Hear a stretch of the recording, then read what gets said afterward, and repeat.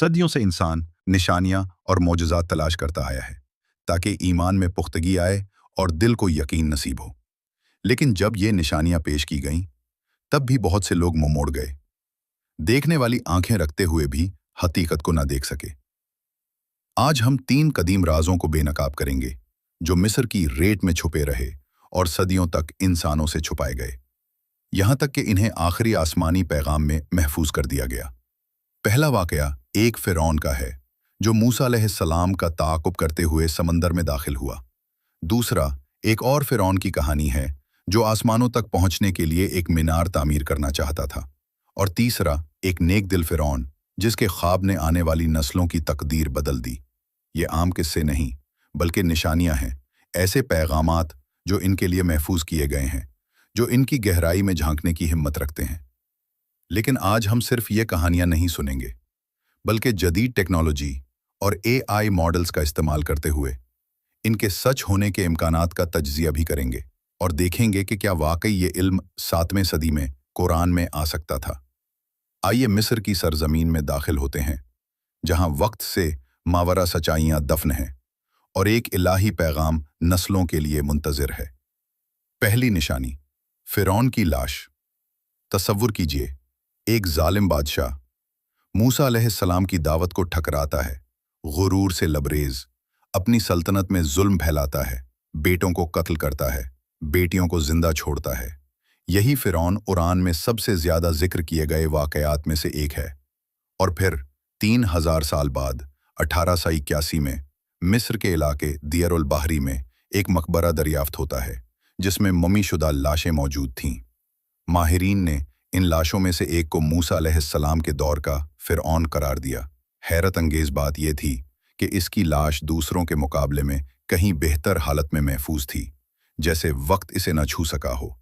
जब इसे फ्रांस ले जाया गया तो माहिरीन ने इसकी जल्द पर नमक के जर्रात पाए जो इस बात का सबूत थे कि वो समंदर में डूबा था। और यही वो मंजर है जिसका जिक्र कुरान पाक सूरह यूनुस की आयत 92 में करता है। आज हम तुम्हारे जिस्म को बचा लेंगे ताकि तुम इन लोगों के लिए जबकि मूसा के दौर में कुरान मुसलसल फिरौन का लफ्ज़ इस्तेमाल करता है। क्या ये फ़र्क कोई ख़ता थी? नहीं। मिस्री तारीख़ी रिकॉर्ड से मालूम होता है कि हज़रत यूसुफ के दौर में फिरौन का लक़ब राइज नहीं था। यह सिर्फ न्यू किंगडम के बाद के दौर में आया, यानी हज़रत मूसा के ज़माने में। ये एक बारीक मगर हैरान कुन हकीकत है। इसी सूरह यूसुफ में हज़रत यूसुफ बादशाह को मशवरा देते हैं कि अनाज को उसके खुशों समेत ज़ख़ीरा किया जाए ताकि आने वाले कहत के 7 सालों में वो ख़राब ना हो। जदीद ज़री साइंस भी आज यही मशवरा देती है, सांस साइंस बत्ता हो। अब सवाल यह है, क्या ये सब महज इत्तेफाक था? हमने ChatGPT AI मॉडल इस्तेमाल करते हुए इन तीनों निशानियों के बेक वक्त सही होने के इम्कानात का हिसाब लगाया। नतीजा 1 खरब 10 ट्रिलियन में सिर्फ 1।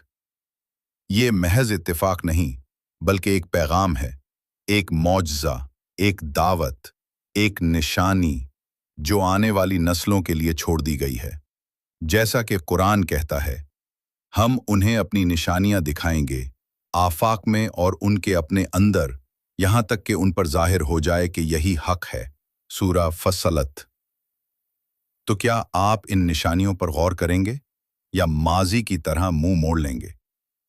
याद रखें, जो चाहे हिदायत हासिल करे उसके लिए ये निशानियां काफ़ी हैं। बस नसीहत करो, बेशक नसीहत ईमान वालों को फ़ायदा देती है। सूरह अद्दारियात। अगर ये पैगाम आपके दिल को छू गया हो तो बराए मेहरबानी उसे दूसरों तक पहुंचाएं, शायद किसी की हिदायत का सबब बन जाए। जज़ाकुमुल्लाह खैरा।